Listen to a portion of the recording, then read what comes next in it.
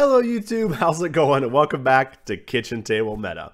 So today I'm going to do something pretty cool. I never had a chance to do it before, but I'm going to do like a tournament report or like a breakdown of the Richmond Regional Event from a player standpoint, which is something pretty cool because normally I stream those events. So I haven't this is the first, big regional event that I've had a chance to play in. So first of all, I had a great time. I'm going to say that it's up front. I had an amazing time. It was a fantastic event. It was so cool seeing, all the people that I got to see and actually playing against them as well. It was super fun. And really, like I said, the first time I've had a chance to do that, usually I stream all the events, which is what I prefer to do. I mean, after I've played, I still love playing this game. I play it, 5 days a week on stream. So I love playing this game. I love talking about the game. But honestly, I just really enjoy streaming much, much better. It's just something new and it's something that I really enjoy doing. I love bringing you guys that coverage. And so whenever I was told I wouldn't be able to stream the event due to, them not being able to get internet for the facility, I was like, man, how am I going to bring you guys coverage? And I thought, well, you know what? Maybe playing an event would be a good idea. I can still go to the event, still talk to everyone, still record some stuff on my cell phone. So that's why I decided to play in the event. I know a lot of people, ask me like, is this why there was no stream because you wanted to play? And absolutely not, guys. If I had the choice between playing or streaming an event, I would choose streaming every single time because that's just what I enjoy the most. That's what I really enjoy, doing with this game. I love talking about the game. I love theorizing about the game. Like I said, still love playing it, but really, really enjoy streaming it a lot as well. And so what I'm going to do is I'm going to talk about my matchups. I'm going to talk about, some suggestions I have, maybe to improve the circuit series or the regionals or even just big Dragon Ball events in the future. Nothing terrible, just some cool, some constructive criticism for the events. And I think that's really about it. Go over a little bit. I'm going to go over the meta a little bit as well, kind of what we saw there and some decks you guys can build to attack that meta. And then other than that, we're going to get out of here. But first, there's two things I want to say. First of all, I want you guys to know there is a awesome event coming up this weekend in Toledo, Ohio. It's the Bearcat Games 1K event. It's going to be absolutely fantastic. There's tons of YouTubers going. I know I talked a lot about it last week in my videos, but I just want to let you guys know about this again. I have a lot more information about it. Kind of everything's kind of set in stone, so I want to tell you guys about it. It's going to be a $25 entry fee. You get one cloth mat, which is a fantastic looking mat. It looks great. And then you get 3 packs of set 1 or set 2. So you choose. You can get 2 packs of set 1 or 2 packs of set 2, and then you just get 1 pack from the other set that you didn't choose. So that's awesome. That's great. You get your money back just in the entry, which is always fantastic. It's something that ARG does as well, where your entry is like you essentially make your money back on entry, so the event's essentially free. So that's super fun. They're also going to have food there. They're going to have hot dogs, pizza, chips, all the stuff we expect at a reasonable price as well. And then remember, guys, that the pre-registration for that event, you can go to their website and do all that there, which I'll have it linked up here somewhere. But it's also pre-reg starts at 8 a.m. and the event will start at 9:30 a.m. I will be there and I will be streaming the entire event live on my Twitch channel. You can check that out. It's going to be fantastic. And then they're also going to have a lunch break and a dinner break, which is a godsend for anybody who, are used to going to these big events, not having any kind of break. I know at the regional event we played today, we got there at like 8 a.m. and we left at midnight. So that was like 14 hours of Dragon Ball Super with no breaks. And, it's not really ARG's fault. In a best of 3 format, you kind of have to do that. But, it's really cool that Farouk, the TO, is going to give us breaks, give us, a little bit of time to eat, kind of collect our thoughts and go into our matches. It's just super cool. And I can't wait to see how that plays out. And then they're also going to have a dinner break right before Top Cut. But then after that dinner break, which I am so excited about, guys, I hope I could sneak over there. I'm so excited. They're going to have a Dragon Ball Fighter Z event as well. It's going to be an event you can play after. If you don't make Top Cut, you can just jump in there and play in the event. I think it's going to be, they haven't, I don't think, decided yet, but I think last time I heard there's going to be like a $5 entry. I think first prize wins a copy of the game. Again, I'm not 100% sure on the event details. I know Andrew from Super Collectibles, who sponsors the Kitchen Table Meta team, will be running that event. So I think that's kind of what he was telling me. But again, it's going to be fantastic. That game looks amazing. It's getting absurd reviews. Just a fantastic game, and I cannot wait to see people play it. And I can't wait to start playing. I'm super excited. I might actually do some videos on the channel about it. I don't know if you guys would be interested in seeing Fighter Z videos, but it's still Dragon Ball, and it's something that's pretty neat. And I'm actually terrible at fighting games, so it'd be kind of cool to try to get good at fighting games. You guys could watch me improve and go through all the different mechanics and stuff. But anyway, guys, something else I want to talk about before I get into the event, which actually is about the event. I've always been extremely envious of the Pokemon trading card game.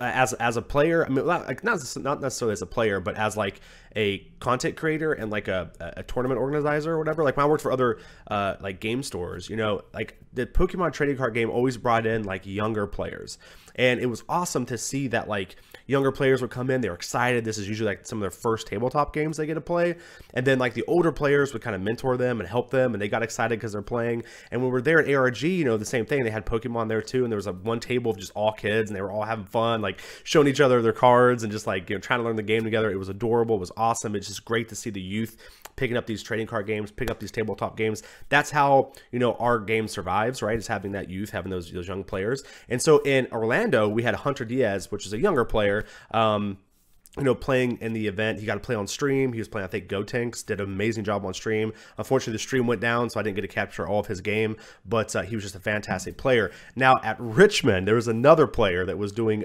fantastically, which his name was Ethan Stern, and he just was awesome, man. He was like 9 years old. He was just tearing it up, you know, playing, you know, I think he was playing, actually, I'm not really sure what deck he was playing. I think he was playing maybe Gotenks, but I can't actually remember what he was playing. I hate that because I watched him play like 2 of his games, and he just did fantastic. You know, was killing it. You know, was just doing such a great job. I believe he was there with his father.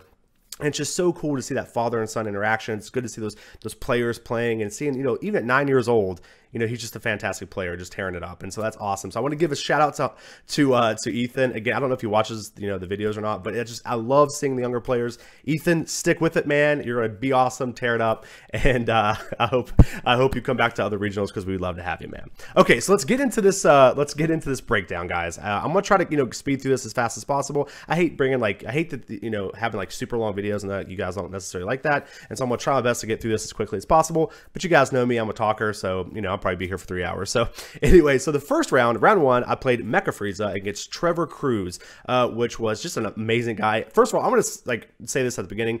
Everybody I played was awesome. There's like not one person I played that was like, you know, mean or like aggravating or like, you know, said mean things or anything like that. Just absolutely fantastic group of people. And so, you know, I'm going to say this a lot, like my opponent was awesome, and it's not just something default I'm saying, it's just literally true. Like they were just all fantastic players. So Trevor Cruz is who I played in the first round. He was playing Mecha Frieza. Now, in case you guys don't know, I was playing, I'm sorry, I probably should start with that. I was playing Soul Striker Goku. Now, the reason why I was playing Soul Striker Goku is because my stream voted for that. So I let you guys vote for my deck, you know, because I thought that would be a really fun way to get you guys involved in my matchups and stuff. And so you guys voted quite heavily, by the way, towards Soul Striker Goku. The options were Soul Striker Goku, Cell Hand Destruction, and Androids. And you guys, I think it was like 80 people or something, or almost 100 people voted for Soul Striker Goku. Like it wasn't even close. And so I, you know, built Soul Striker Goku. I had kind of a unique take on Soul Striker Goku. If you guys want to see like my deck breakdown or whatever, I did it on stream last night. You guys can go to Twitch. You can, you know, pull up that past broadcast and watch it. I am going to do a deck profile on the deck, but I'm going to do a deck profile updated with the new cards since those come out Friday. And so I don't want to like, you know, spend the time to do a deck profile on a deck that's literally going to be kind of out of date in like 4 days. And so, but I will update the deck. I will do a little deck profile on the deck whenever, probably next week, whenever the new cards come out and stuff. So anyway, round 1, I'm so sorry. I played Mecha Frieza, Trevor Cruz, a very good matchup for me. Soul Striker has just a very good matchup against Mecha Frieza. The main reason why is because you play like 2 big threats a turn usually. Both your threats usually kill like their guys, and they can never really keep a guy on board. And Mecha Frieza is kind of low on cards anyway, like them low on threats anyway. Like they use a lot of extra cards in order to awaken quickly and get that advantage that way. And so they have to cut something out of their deck, and they usually cut their threats. So they usually have like a couple powerful threats, you know, like Super Saiyan Gotenks. So I've seen people in God Charge Vegeta that will take over the game, even Beerus sometimes, a 7-drop Beerus, that will take over the game. Unfortunately, against Soul Striker, they're just not able to keep them on the field. Now, what they try to do is protect those threats with Cold Bloodlust, but unfortunately with Soul Strikers, because they can play so many threats a turn, they just don't have enough Cold Bloodlust effects in order to keep their guys alive. So eventually their guys die, and then they're just not able to protect themselves. And so that's essentially what happened against Trevor. I mean, he didn't make any like terrible misplays or anything. He just kind of, you know, fell to the matchup, which happens. I mean, that's the thing about this game is, you know, in my deck too, everybody asked about my main board and why it looks so weird. And it was like, well, I was protecting against the matchups I thought I would face, right? And that's what you need to do when you go in these events. You know, you need to play decks that you think will work well in the matchup. And if you play a deck like Trevor played the Mecha Frieza, who has a bad matchup to Soul Striker, you just need to tweak the main board, which he did, in order to try to beat the Soul Striker matchup. So Great player, fantastic guy, just kind of fell to the unlucky matchup. Round 2, I played against Scott Wiggs, playing androids. And this is a matchup I felt like I was extremely favored against. Like, I didn't feel like androids was that tough. Though Scott played it extremely well. Like, he was just a very good player and played it a little bit differently than I expected him to play the matchup. And I won game 1, and then game 2, I made a terrible misplay. I forgot to leave blue open, and so I took a lot of damage on a turn I shouldn't have took any damage, and he ended up getting me game 2, and so we drew, which is unfortunate because I feel like, again, I'm pretty favored in that matchup, I think, but like I said, Scott's making me kind of second guess that matchup. And then my buddy, which I'll talk about a little bit after the event breakdown, but my teammate and really good friend, John Tata, took androids to the event as well. I mean, him, we're talking about that matchup on the way back home, and I think we both think that the matchup's a little bit more favored, not favored, but a little bit closer than I originally thought it was. Like, I thought Soul Striker was just an easy matchup. I'll just wreck these Android guys. And Scott was like, nope, not going to wreck me, bud. So great matchup, great dude, just a fantastic player. And actually, we stayed pretty close throughout the whole event, so I got to continue seeing him throughout the event, like teasing him and stuff. People are like, how'd you do last round? I was like, I drew to this stupid Android player, and like he'd be sitting right beside me, just like, this guy. So Scott's just an amazing guy. It was super fun playing with him. So round 3, I got to play against Josh Gavin, playing Cell. He was playing a really cool, unique version of Cell that I actually think is actually pretty good. And we'll talk a little bit about it going into the meta discussion, which will be after the criticism part of this video. But essentially, what he did was he just played, I think it was blue-red, and red is very good against Soul Striker, guys. That's the thing, is like Jiren especially is just very powerful against Soul Striker, and so he played like that version. And Cell itself is actually really good against Soul Striker as well, because it's one of the few decks that can keep up removal to remove as many threats as Soul Striker can play, and that's very key in beating that matchup. And so he's playing it now, but I thought he was playing the Cell Chain version, so I was keeping my hand low. I was trying not to like play keep too many cards in my hand. I remember one game, the first game we played, I didn't even awaken when I could. I like waited to awaken because I was afraid to put too many cards in my hand, which is similar to the Androids matchup as well, which is why it's so fun. And I was just trying to play around everything I could. The second game I was doing the same thing. I barely won the first game. I'm sorry, I barely won the first game. It was very, very close. And then the second game, I did the same thing. Like, I was like trying to play around the Cell Chain, and then I kind of realized, you know what? I haven't seen an Android yet. Like, this is like the second game, and I haven't seen an Android. So I was like, can I look at your discard pile? And he was like, yeah, man, sure. And I looked through it. There was no Androids there. I looked at his energy. There's no Androids, and I was like, this guy's just not playing androids. Like, oh my gosh. And so I just like awakened, drew like tons of cards, played out Prince of Speeds, just drew tons of cards. Like I went up to like 15 cards in hand or something. And then I kind of, easily ran over the game at that time. But before that, I mean, he had me on the ropes. I was just like, man, what is going on? Like, I can't figure out what this deck is trying to do. This deck is super good. He keeps having all this removal, all this stuff. I don't know how to get through it. And so, Josh was a great player, and he almost got me. I was playing around something he didn't even have in his deck, which I think is smart, by the way. I don't think that Cell needs to have the androids in the deck to be a good deck. I think just like Cell himself is a good enough leader to just take over the meta, or at least take over games. And I think he definitely did that game 1 and came very close to doing it in game 2. So I ended up winning that match 2-0, but it was just a fantastic run into Josh and meeting him and talking to him. He's just a great player, a very focused player, which is awesome to see. So in round 4, I played against Mono Blue Mecha Frieza, which was just an awesome deck. It was Juan Brand Escobar was the person who played it. He's one of the PPG Pro Play Games team members. Just we and him had so much fun playing this game. And I won't say what, like, I know people, and I guess it's true, but like, me, KitchenTableMeta, the pro team, and PPG were kind of rivals, right? Like they were like the two teams are always being compared. We're always seems like we're always playing against each other. And I'll tell you what, and I'll say it multiple times throughout this video, but even though they're considered our rivals, like I see PPG as like my friends, right? Like I see those guys as like, my DBS family, right? They're just fantastic players. They're respectable. I've actually told George this seconds before making this video that, he should be very proud of his players, which I know he is, but no, they're just very honorable people. They're respectful. They're, they're not mean. They're like dickish, Every time I've played them, they've just been great. They've just been fantastic, very nice people. And there was no difference here. Like Juan was just great, the person I talked to. He had 2 really bad games, essentially. Like, he just didn't draw very well. He didn't get very good cards. He would either get, like, all of his ramp and ramp into nothing, or get none of his ramp and just kind of sit there. And, like, it was very frustrating. I know he was frustrated because his deck was actually killer.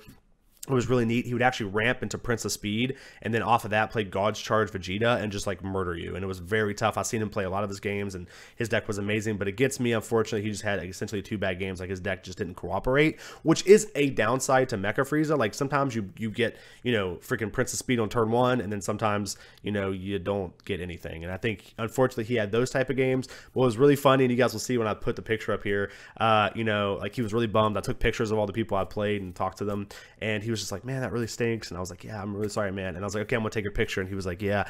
And he was just like super happy, you know. He was like, yeah, you know. So like that's the great thing about this community is like, you know, sometimes you get bad draws, sometimes things happen, but they still are just happy to play and happy to play the game. And Juan was just fantastic. He actually ended up making top 32, not surprising at all, just a fantastic player. Again, so in round 5, I played against the Mirror, against David Penna, and this is probably, that's tough to say what my favorite match was. I had so many favorite matches, but this is probably one of my favorite matches. Definitely one of my favorite matches I played all day, and possibly my most favorite match, because I played against George and I played against Peter in top 32. Both of those guys were just absolutely fantastic to play with as well. But David, I've never met David before. David Penna, he was a fantastic guy. He was mirror match, so we were playing the same deck. His deck was a little bit different than mine. He was running like Kabba's main board, not Kabba's, I'm sorry. He was running Champa's main board to like do the double strike, which was very, very good.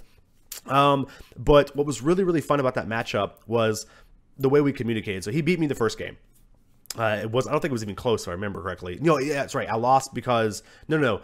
Actually, no, I think I awakened the same time he did. He just outplayed me, I'm pretty sure. I just like actually just lost. There was like no like bad draws or anything like that. He just was, I think it was the Champas, and just he just like kind of, his deck was built to beat the mirror match, and he absolutely did the first game.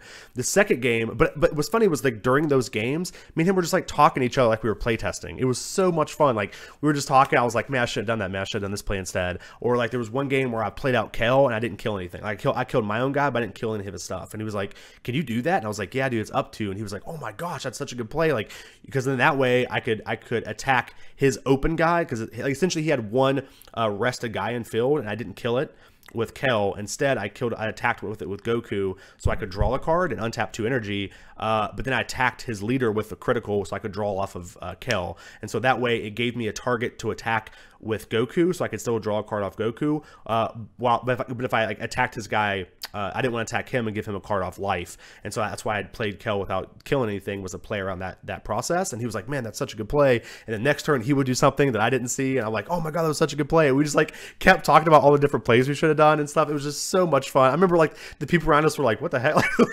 like I would like show him cards in my hand. I'm like, I definitely should have played this card. And he was like, yeah, you definitely should have. But we just like, it was just so much fun. Like we had a blast. And so the second game, it came down to time. It went to turns, and I eked out a win at the very last second with a 2-drop Goku. Like I had to draw into a Sensu Bean, and so I drew like, I'd played out like multiple boos and stuff trying to dig for the Sensu Bean. Luckily, the last card I got was a Sensu Bean. I was able to attack with my Goku, untap 2 to go back up to full energy, and just dump my hand, go up to like 100 and some thousand to in order to beat him with Goku. And so we drew that round. So that was my second draw at the event, which is pretty common in the mirror match. You either win the first game and can win, or you usually, you know, lose the first game and shoot for the draw, because you just can't play 3 games. You don't have enough time in the event to play it. And so David was awesome. Like I said, probably my favorite match all week. It was just absolutely fantastic. I had a great time.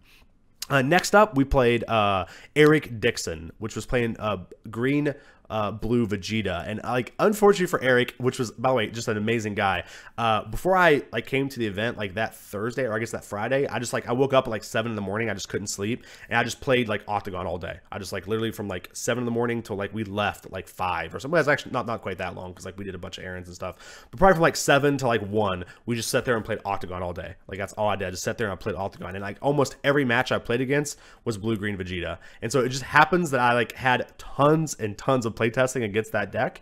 And so, you know, I feel like I had like a little bit of understanding. I remember Eric telling me like, you play this matchup way differently than any other Soul Striker I played this weekend. And I'm not sure if it's correct the way to do it, but essentially I just play extremely defensive.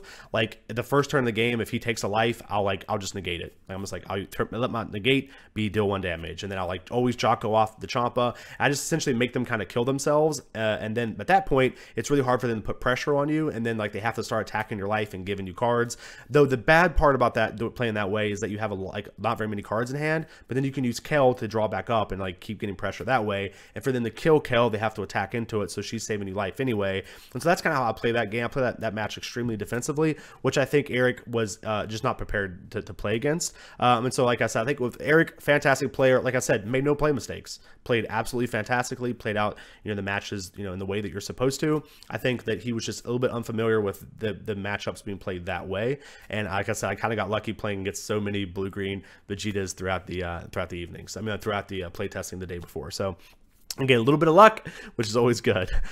So at this point, I haven't got a loss yet. Going into round 7, I'm feeling really good. I was a bounty at the event as well, so like I have 3 booster packs. If you beat me, you get the 3 booster packs. And so I haven't given out any of my booster packs yet. I've been like holding on to them. And then I sat down across from Chris. I'm sorry, Chris, and I'm gonna get your name wrong, buddy. I'm so bad with names, but it was Chris Abella. I think that's right, but if it's wrong, I'm sorry. And he was playing the mirror match as well, and also a member of PPG, which is, you expect. Once you start getting up to those top tables, you expect to see PPG players, you expect to see Kitchen Table Meta players. There's just that's what you expect. We're great players, and so that's something that you kind of expect to see. So I sat down against Chris. I see these playing the mirror, and at this point, I'm like, man, I'm so bad at the mirror. Like I just feel like I'm so bad at this match. Like I just don't know how to play it. I feel like I'm always doing the wrong things against it. But I learned a lot from David. Let me tell you that. Like, I learned a lot from David. We talked about the mirror match a lot. Because me and him were both kind of like, not really confused, but just like, man, this is such a hard mirror match. And so we sat down from Chris, and he just destroyed me. The first game, I had all 3 of my results, which is probably the most important card in the deck, were in my life. And so that was kind of like an auto lose.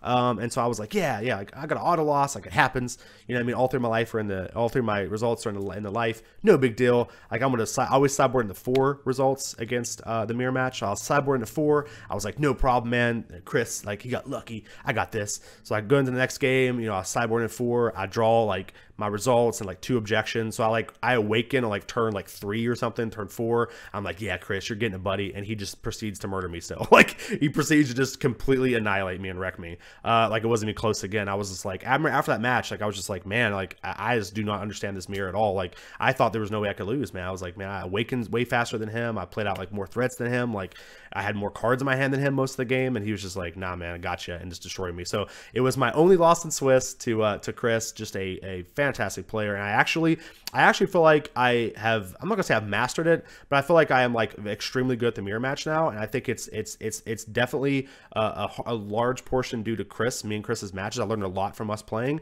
and also from me and David just like essentially play testing during our round 5 and just talking about the match. So thanks to those 2 guys, like, I think they've really helped my mirror match I guess my mirror match matchup. And so thank you, Chris. I really appreciate it, man. You were just a fantastic player. Chris also managed to make top 32.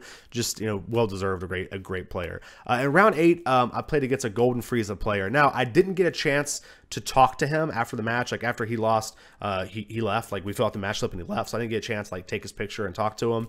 I also didn't get a chance to talk to take Chris's picture either, unfortunately. But me and him were just talking some. Like, me and him just talked about the mirror, talked about the matchup, and then like our next rounds were kind of starting, so we just got up and I just kind of forgot, to be honest. But I played against a Golden Frieza player. Was playing the list that was very similar to the list we saw in Vegas. Just a good player, very focused player. It was kind of his win in, like, he needed to win his next 2 matches. Unfortunately, I won 2-0. I feel like the games weren't that close either. Like, it really stinks because essentially the first game he never, like, he didn't get awakened, like, he didn't get results at all, so he just like never got to awaken. And I had just like so many guys on the field. I think I had like 7 or 8 double strikers on the field, and like I just kind of won through that. And then the second game, like, the same thing happened. Like, he just wasn't able to awaken, and I just had like so many guys in field. But I sideboarded against that matchup. I sideboarded into like 2 more Prince of Speed, so I have 4 Prince of Speeds. I had like 18 cards in hand or something, because I went like Prince of Speed and the Prince of Speed and the Prince of Speed. I just like drew so many cards, and he just wasn't able to awaken. And again, the same thing happened. I felt so bad for him because like, again, that was like, he needed to win his next 2 matches to get in, and like he didn't really get to play Dragon Ball there. Like, he just kind of got, I think it's a pretty bad matchup for him, and B, like, he just didn't get to actually play Dragon Ball due to like not being able to result awaken. I don't know how many copies he runs in his deck. Like, I think maybe he should have sideboarded into 4 if it's that important for his deck to awaken, which I think is something people are afraid to do that because they think that like if they draw too many of them, like they'll lose. But as it turns out, if you don't draw any of them, then you're also going to lose as well. So it's kind of a double-edged sword, but it's much better to draw them, like more of them than you need, than drawing none of them. You know what I mean? So I feel real sorry for him. Like I said, I didn't even really get a chance to catch his name, unfortunately, but he was a great player. Again, just really focused, and it was like kind of a heartbreaking situation for him. So I really apologize for him, but it was great playing, man. If you're watching, you know, it was awesome.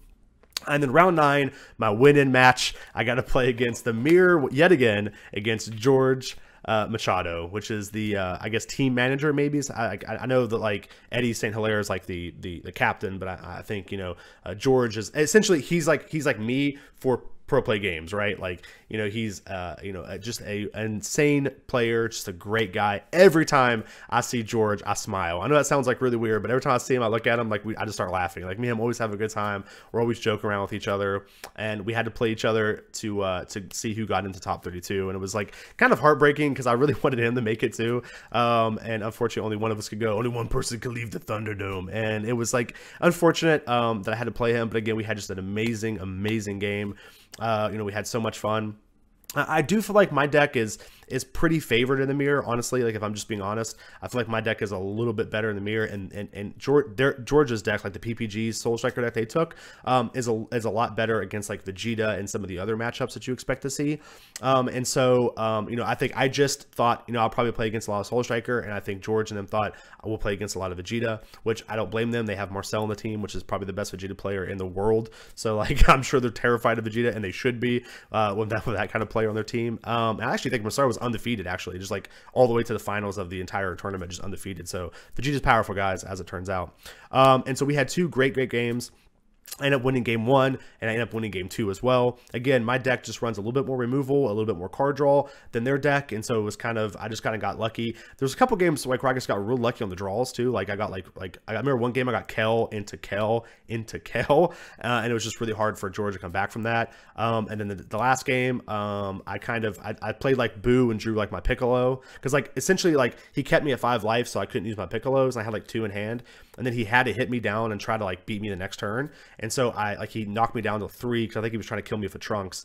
No, he was trying to kill me with a Beerus 7-drop. And so he played out. Well, he knocked me down to 3 and then passed turn, and then because he had enough cards at hand to try to survive. And I got super lucky because I was like Boo, draw Piccolo, attack with no, I had 1 Piccolo in hand, I'm sorry. So I played Boo, get a Piccolo, played Boo, get a Piccolo, and then I attacked with Goku, untapped my 2 blue, drew like a Gotenks or something. I played another Gotenks in my hand, like the Super Saiyan Gotenks, drew Piccolo. So I drew like 3 of my Piccolos at like the very end, essentially. I mean, I only had like 10 cards left in deck, so like it was pretty, I'm not gonna say pretty pretty like, what I'm trying to say, like I think it was pretty like likely that I draw like 1 or 2, because I think I had like, again, like 10 or so cards in the deck, but drawing all 3 like that was pretty lucky. And so I just attacked with Gotenks and just dumped my hand and like you know, got there essentially. So I got to beat George. Like I said, it's like one of those things where it's like, it's almost like beating a brother or something, you know what I mean? Like, you know, you beat him,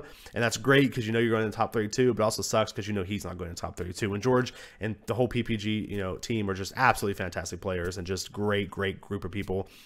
And I just couldn't have had just a better time playing him. We always smile. He immediately congratulated me. You know, he wasn't like, you know, oh crap, this sucks, like I didn't make it. He was just like immediately congratulated me. In fact, in game 2, I actually forgot to put my life into play, and before the game started, he was like, Dusty, don't forget your life. You know, he could easily just been like, oh, the game starts, oh, you don't have life, I win. But like, he didn't. He was just like, Dusty, don't forget to do your life. And I was like, man, you're right. You know, it's like at this time it was like 9:30 at night or something. We've been playing Dragon Ball for like 13 hours, so the fact I even got to like learn like the way, like the fact I even remember how to play the game is just unbelievable, because we were all so tired. So George, love you, man. Thank you so much for playing, and it was fantastic. I wish you could have made the top 32, but as it turns out, he actually crushed the 1K. So just a great player.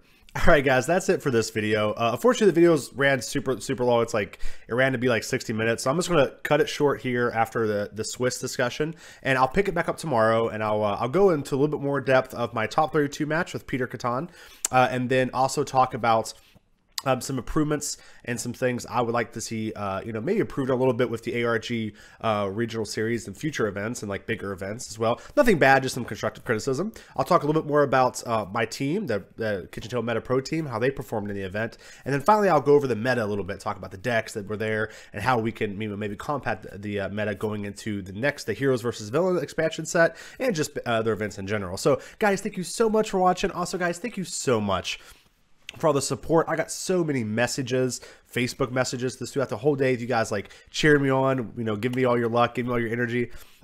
It just really means so much to have you guys on my corner, have you guys by my side. You guys have just been absolutely amazing to me ever since the start, and you guys continue to do so. So thank you guys so much for all the love, all the support. I literally could not have got Top 32 without you guys, and I definitely couldn't have this channel if it wasn't for you guys as well. So thank you guys all so much. Also guys, another really big shout out to Pro Play Games. Honestly, guys, George, played amazingly. All those guys, they just played so good. They're, they definitely have showed their skill of why they're one of the best teams in the entire game, and honestly, it's well deserved. They're just fantastic players. So congratulations to them for having a PPG finals. Also, congratulations, Peter Man, for winning.